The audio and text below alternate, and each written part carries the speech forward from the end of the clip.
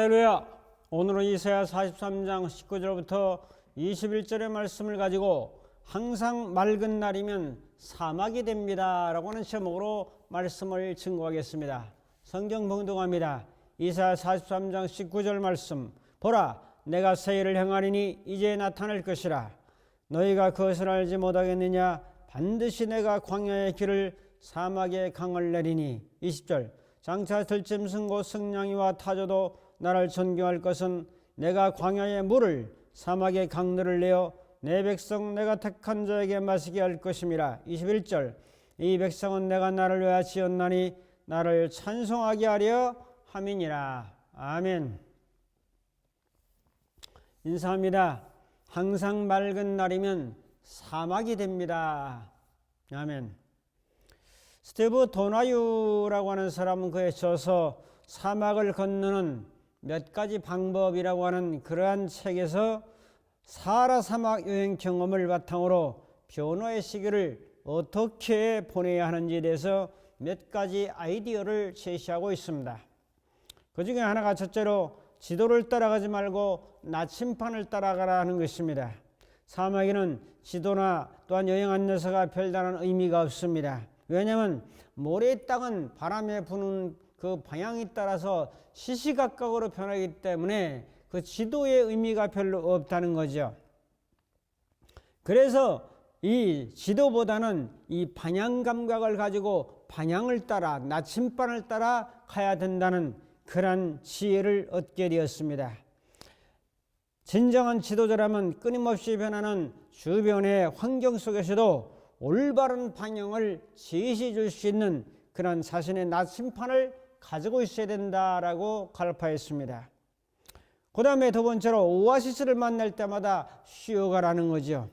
목적이 있다고 해서 쉬지도 않고 휴식도 없이 재충전의 기회도 없이 그냥 달려간다고 하면은 지쳐서 쓰러지게 될 것입니다.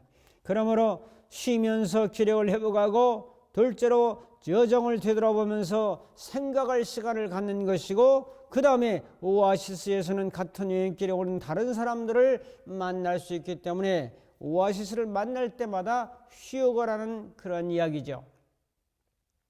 그 다음에 모래에 갇히면 타이어에 바람을 빼라. 타이어가 이제 모래에 빠지게 되면은 타이어가 단단하게 되면은 바퀴를 돌리면 더 빠져들어가는 거죠. 그럴 때는 바람을 빼서 우리라면 좀 마음에 헛바람을 좀 빼고 좀 교만의 바람을 빼고 허영된 바람을 빼고 진솔한 자세를 가지고 겸손하게 나아질 때에 바로 그 모래에 헛바람 불었던 것을 넘어서서 모래를 딛고 다시 달려갈 수 있다는 거죠. 자, 그래서 공기를 빼는 것은 자존심을 무너뜨리는 것이 아니라 완전한 패자가 되는 것이 아니라 오히려 승자가 되기 위한 겸손함이다 하는 것을 깨닫게 됩니다. 그 다음에 작은 네 번째로 허상의 국경에서 멈추지 말라. 변화의 사막을 건널 때에 허상의 국경선과 만나게 됩니다. 인생에 있어서 경계선이라고 하는 것은 아주 중요한 의미가 있죠. 전환점이며 진실의 순간이며 내적으로는 엄청난 성장과 치유를 경험할 수 있는 기회가 되기도 합니다. 그러나 허상의 국경선에서 현재의 나와 앞으로 변화될 나의 그 무언가 이제 그 사건 속에서 경계선을 분명히 알고 허상 속에 빠져서는 안 된다는 그런 이야기입니다. 우리가 종종 직면하게 되는 죽음의 땅이라고 불리는 사하라 사막과 같은 현실을 어떻게 극복해 나갈 수가 있을까 하는 것은 오늘 우리에게 당면된 과제이기도 합니다. 오늘 본문 말씀은 바벨론에서 70년간 포로 생활을 하고 이제 하나님의 은혜 가운데 유대 민족은 이제 고레스 칙령을 받아서 고토 옛날 땅으로 돌아와서 성벽도 건축하고 성전도 건축하라는 특명을 받고 내려옵니다. 이것은 하나님이 함께 하신 놀라운 결과요, 하나님이 인도하심이요, 하나님이 새로운 길을 내시는 사건을 소개하고 있습니다. 그들의 70년간의 생활은 고난의 행군이었습니다.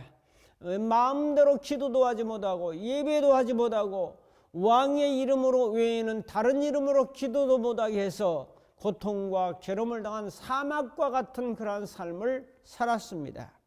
자, 이런 상황 속에서 어떻게 자유의 몸이 되고 다시 고토로 돌아와서 하나님의 위대한 사역을 감당할 수 있었던 것인가 하는 것을 오늘 말씀을 통해 살펴보면서 같이 은혜를 나누려고 합니다. 첫 번째로, 인생은 살다 보면 사막을 만납니다 라는 관점으로 말씀을 드립니다. 이사야 43장 19절에 보면 보라, 내가 새 일을 행하리니 이제 나타날 것이라. 너희가 그것을 알지 못하느냐. 반드시 내가 광야의 길을, 사막의 강을 내겠다. 자, 사막이라는 단어가 두 번이나 나오죠. 저는 사막이라는 걸 통해서 굉장한 영감을 얻었습니다. 사람들은 자기가 평탄한 항해만을 원합니다. 자, 순풍만을 원합니다. 평안하기만을 원합니다. 행복하기만을 원합니다. 그래 가지고는 사막이 되는 거죠. 내 인생이 사막이 되는 거죠. 바람도 없고 뜨거운 태양만 장렬한다면, 건조하고 메마른 그런 날씨만 계속된다면 그것은 그 땅은 머지않아서 황폐한 사막으로 바뀐다는 거죠. 지구상에는 사막이 많습니다. 지구상에서 가장 큰 사막은 이제 아프리카의 북부 지방인 리비아를 중심한 사하라 사막입니다. 이 사하라 사막은 이제 940만 제곱킬로미터. 자, 우리나라의 42배, 남한의 42배, 남한이 22만 3천 제곱킬로미터니까 어마어마한 40배 정도 되는 그 사막이 아프리카 북부를 덮고 있는 거죠. 연평균 기온이 27도지만은 겨울철에는 낮이 15도고 밤이 되면 9도에서 12도 정도, 심하면 7도까지 떨어지면서 일교차가 20도 정도를 보이고 있습니다. 그래서 털가죽을 입는 경우가 종종 있는데 낮에는 단열을 하고 밤에는 보온을 하기 때문입니다. 자, 그렇다면 작은 첫째로 사막이 되는 원인이 뭐냐? 원인은 한마디로 말하면 비와 눈이 내리지 않기 때문입니다. 비가 오지 않으면 아무리 온도가 적정 온도라 할지라도 20도 정도 온도라 할지라도 황폐화되어서 사막이 되는 거죠. 지금 사하라 사막은 점점 사막이 넓어지고 있어요. 비가 오지 않는다는 것이 결정적인 문제입니다, 여러분. 이집트는 강수량이 20에서 200mm 정도밖에 오지 않고, 리비아, 사하라 사막의 중심이던 리비아는 이제 그 20에서 150mm 정도밖에 오지 않습니다. 그래서 사막이 되는 거예요. 사하라 사막은 평균 10mm 정도 이하밖에 오지 않습니다. 여러분, 비가 오지 않으니 사막이야. 나 비 오는 거 싫어. 비 오는 거 짜증나. 태풍 오는 거 아주 싫어. 여러분, 비가 안 오면 우리가 살고 있는 이 땅이, 대한민국이 사막이 된다니까요. 여러분의 인생에 비 같은 고난과 이런 아픔과 그 괴로움과 상처와 질병과 이런 것들이 없으면은 이게 사막이 되는 거죠. 이 질퍽질퍽한 땅을 만드는 비가 내려야 사막이 되지 않는 거죠. 여러분, 우리나라 강수량은 감사하게도 1000에서 1500mm 정도가 비가 내리고 있습니다. 세계 평균, 연평균 강수량은 800mm 정도 됩니다. 그거에 비하면은 우리나라는 얼마나 복받은 나라, 비가 자주 내리잖아요. 비가 보통 이제 여름에 한 60 내지 70% 오지만은 이렇게 비가 많은데도 우리나라는 물 부족 국가로 제한되고 있어요. 그래서 물을 아껴 써라 그런 얘기죠. 유대인은 많은 고난을 받았어요. 애굽에서는 430년 종살이를 했습니다. 또 바벨론 포로 70년 생활을 했습니다. 그래서 그들의 마음은 이제 사막이 되지 않았죠. 왜? 그런 많은 고난의 비를 맞았기 때문에. 사랑하는 성도 여러분, 아주 귀한 귀중한 진리는 항상 해가 내리쬐이고 맑은 날만 계속되기를 원해서는 사막된다니까요. 사람이 살아가는 데는 비가 내려야 돼요. 질척거리는 비바람, 또한 강한 바람과 동반되는 홍수, 때로는 올해처럼 117년 만에 폭설, 피해와 어려움도 많이 있지만 전체적으로 광의적으로 넓게 보면은 사막이 되지 않을 수 있는 좋은 현상이라는 것을 우리는 감사해야 되는 거죠. 우리 인생에도 태양이 내리쬐고 건조한 봄날과 가을만 계속된다면은 그것은 사막이 되는 거예요. 비와 눈이 없으므로 사막화가 되는 거죠. 내 인생에 풍파와 바람과 비가 없다면 우리의 마음은 황폐한 사막이 된다는 사실을 깊이 인지해야 할 것입니다. 여러분들이 당하는 고난과 질병과 아픔과 괴로움과 또한 문제, 인간의 한계를 느끼는 이런 것들은 강한 태풍이 부는 것과 같습니다. 견디기 어려운 고통과 괴로움의 바람과 비를 만나는 사람도 있을 겁니다. 그러므로 감사하면서 이 비와 눈을 잘 견뎌야 합니다. 사람들은 맑은 날, 봄날, 가을날만 기대를 합니다. 천만의 말씀입니다. 맑은 날만 계속되고 햇빛만 계속 내리쬐이면 사막이 됩니다. 봄도 있고 여름도 있고 가을도 있고 겨울의 조화를 통해서 1년을 만들어 가듯이 비바람을 맞을 때는 힘들고 어렵지만 잘 견디고 인내하면은 여러분의 인생의 땅이 사막이 되지 아니하고 옥토가 될 수 있는 지름길이 된다는 사실을 우리는 기억해야 할 것입니다. 이 진리를 가슴에 새기며 살면 좋겠어요. 여러분이 살아가는데 고난은 결국 사막이 되지 않는 자양분이요 비라는 사실을 깊이 깨닫고 감사할 수 있어야 될 것입니다.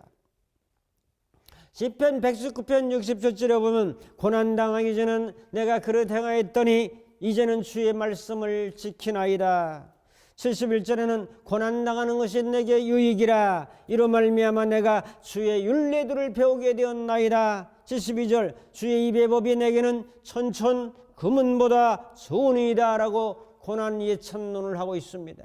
여러분, 제가 걸어온 길도 고난의 길을 헤쳐서 여기까지 걸어왔습니다. 지금도 고난의 길을 걸어가면서 저는 생각합니다. 이 고난이 없다면, 고난의 비바람이 없다면 지금 내 환경과 내 마음은 사막이 되어 있을 것이다. 여러분, 인간의 연약함도 알고 한계도 알고 무지도 알고 또한 무능도 알아서 겸손하게 되는 거예요. 사막이 아니라 풍성한 열매를 맺을 수 있는 승리의 삶을 살게 되는 거 아니겠습니까? 사막 생존법이라는 얘기가 있어요. 낙타가 느리고 아무거나 잘 먹는 그런 동물로 소문나 있습니다. 낙타에게서 우리는 지혜를 배울 수가 있습니다. 그 지혜 하나가 뭐냐면 첫째로 전공법입니다. 뜨거운 태양을 피해서 동굴의 그늘로 숨는 것이 아니라 다른 동물과 다르게 낙타는 태양을 맞서 봅니다.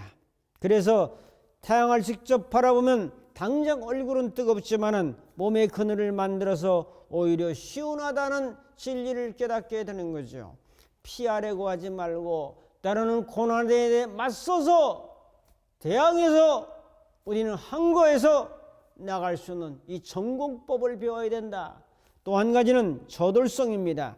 낙타는 양식이 풍부하지 않은 사막에서 가시덤불 다른 동물들의 뼈까지 먹으면서 살았습니다.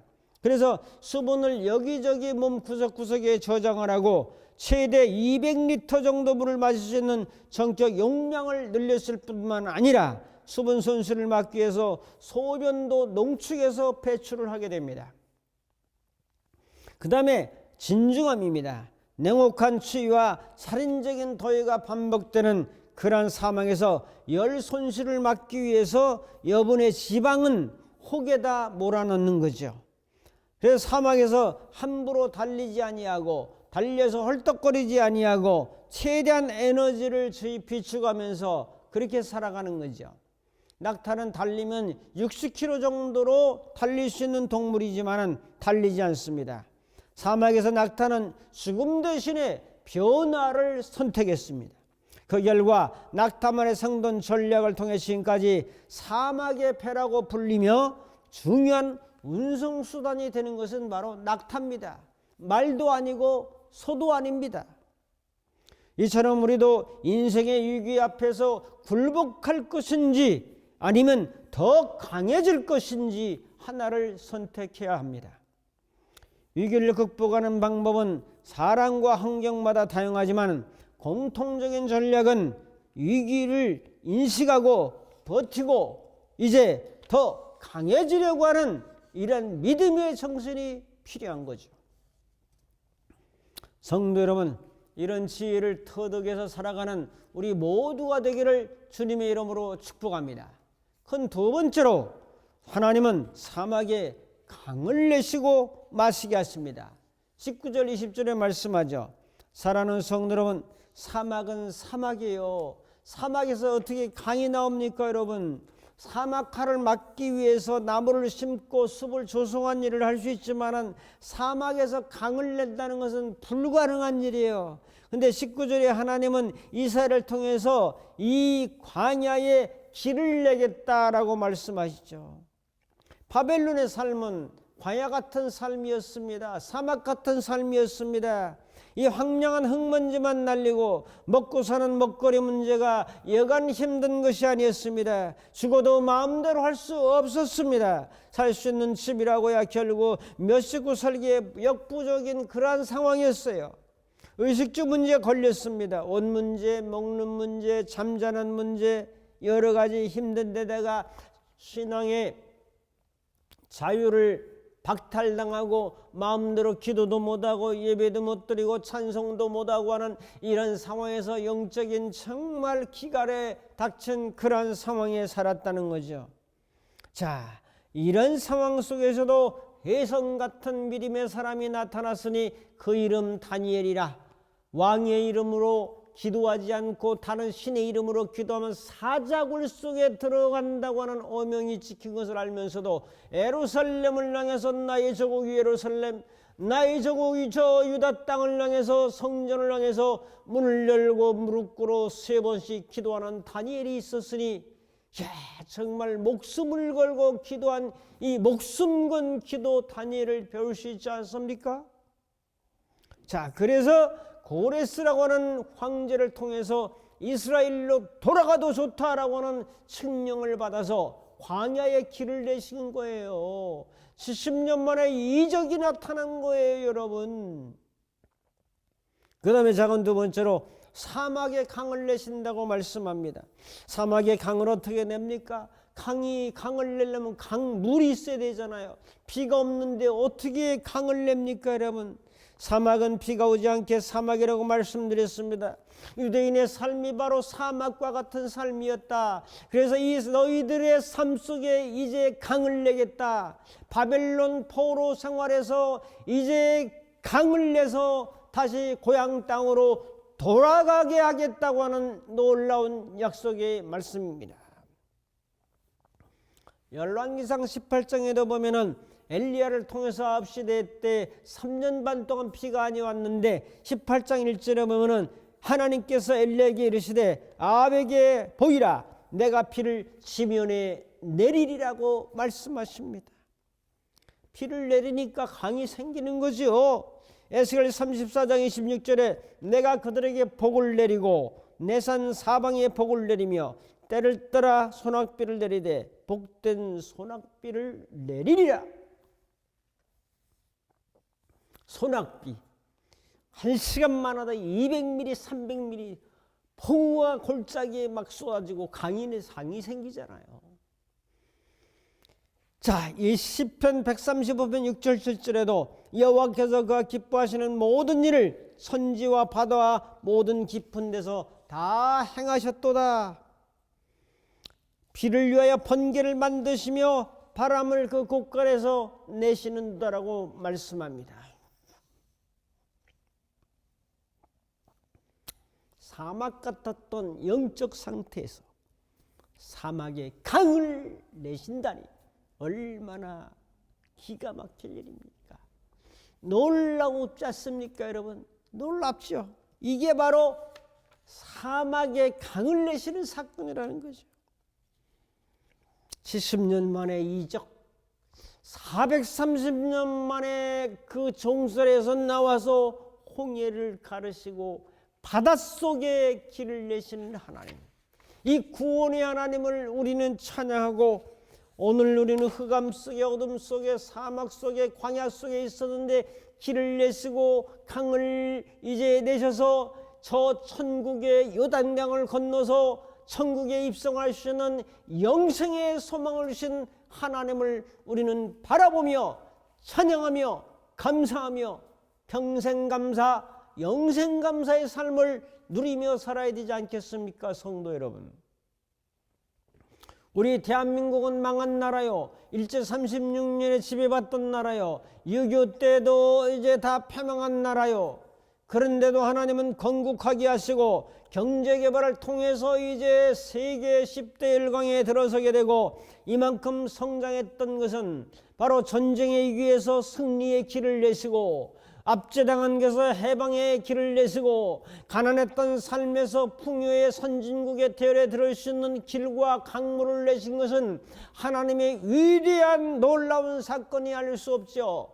지금 정치적으로 혼란스러운 상황이지만 분명한 것은 세계관을 알아야 되는데 유물론적인 세계관, 유심론적인 정신 세계관, 유실론적인 신의 세계관이 있습니다. 지금은 점점 신의 세계를 부정하고 이제 이성을 발달시키며 과학을 발달하며 정신도 물질이라고 하는 공산주의 사상과 또한 사회주의 사상에 오염돼서 이제 나라가 혼란한 천국에 빠져들어가고 있습니다. 어느 정치인이 잘했냐 못했냐 이런 상황보다는 그런 진영 논리보다는 분명한 것은 기독교인들은 유실론입니다. 하나님 중심적인 나라, 하나님의 말씀에 서는 나라, 기독교적인 세계관을 가지고 우리는 우주 만물과 세상과 정치와 경제와 문화와 사회와 예술과 교육과 가정과 이런 모든 것을 보아야 되는 거지. 하나님 없는 정치, 하나님 없는 어떤 세계, 하나님 없는 예술 별로 의미가 없는 거죠. 성도 여러분, 이 나라의 민족에도 광야 같은 길에 길을 내시고 사막 같은 그런 상황에서도 하나님이 강물을 내시는 놀라운 은혜가 이 민족과 우리 한국 교회와 여러분의 가정 속에 나타나기를 주님의 이름으로 축복합니다. 큰 세 번째로 이 백성을 지으신 목적은 찬송하게 하려 함이라. 21절에 말합니다. 이 백성은 내가 나를 위하여 지었나니 나를 찬송하게 하려 함이라. 아, 인간의 존재의 목적이 찬송이구나. 하나님이 유대민족을 만드신 것은 찬송하게 하려 함이구나 하는 사실을 말씀합니다. 광야의 길을 내고 사막의 강을 냈으니 어찌 기뻐하며 찬양하지 않을 수가 있겠습니까? 야고보 5장 13절에 너희 중에 고난당하는 자가 있느냐? 저는 기도할 것이요 즐거워하는 자가 있느냐? 저는 찬송을 지으라고 말씀하고 있지 않습니까? 70년 만에 억압에서 구출을 받은 것이 진정 찬양해야 될 놀라운 사건이 아닙니까? 그래서 이걸 보면 이스라엘 백성은 하나님을 찬송하기 위해서 지었다라고 말씀하죠. 대표적인 성경 구절이 시편 69편 30절 31절이죠. 내가 노래로 하나님의 이름을 찬송하며 감사함으로 하나님을 위대하시다 하리니 이것이고 곧 뿔과 굽이 있는 황소를 드림보다 여호와를 더욱 기쁘시게 하는 것이 아니냐. 31절 또 그렇게 말씀하죠. 여러분, 그래서 소 한 마리가 얼마나 되나 요즘 횡성 한우 소 한 마리가 큰 것 성장한 것 찾아보니까 930만 원이요. 700만 원은 옛날 얘기요. 930만 원 황소를 드림보다 여호와를 더 기뻐하는 게 찬송하는 것이다. 할렐루야. 그나마나 여러분들의 찬양한 곡은 1000만 원의 값어치가 있다고 성경은 말씀하고 있습니다. 여러분, 그러므로 어찌 찬양 안 할 수가 있겠습니까? 그래서 제가 어찌 찬양 안 할까 라고 찬양하지 않습니까? 어찌 찬양하지 않으시겠습니까? 그 다음에 작은 두 번째로 찬송하기 위해서 지었다고 말씀하지 않았습니까? 하나님은 찬송받으시기를 좋아합니다. 감사받으시기를 좋아합니다. 하나님은 예배 받으시를 좋아하십니다. 하나님은 존귀와 그분의 이름을 높이는 걸 좋아하십니다. 하나님 최고, 하나님 최고, 하나님을 사랑합니다. 하나님을 찬양합니다. 하나님을 경배합니다. 이걸 좋아하셔요. 하나님도 좋아하셔요. 사람도 그러면 아주 좋아해요. 잘했다고 칭찬하고 격려하고 위로하면 아주 좋아해요. 하나님도 아주 좋아해요. 찬양하면 그분의 이름을 높여드리는 노래가 찬양 아니겠습니까?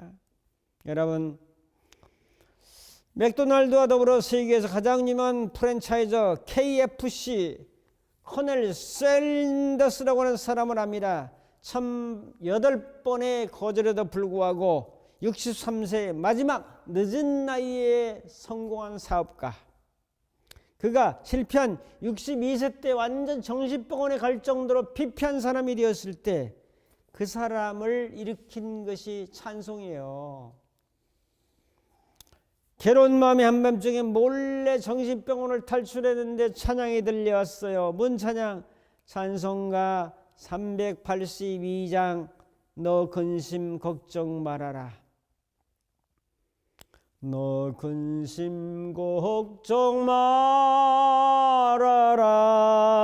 주 너를 지키리. 주 날개 밑에 거하라. 주 너를 지키리. 주 너를 지키리. 여러분, 여기까지. 주 너를 지키리. 너 근심 걱정 말아라.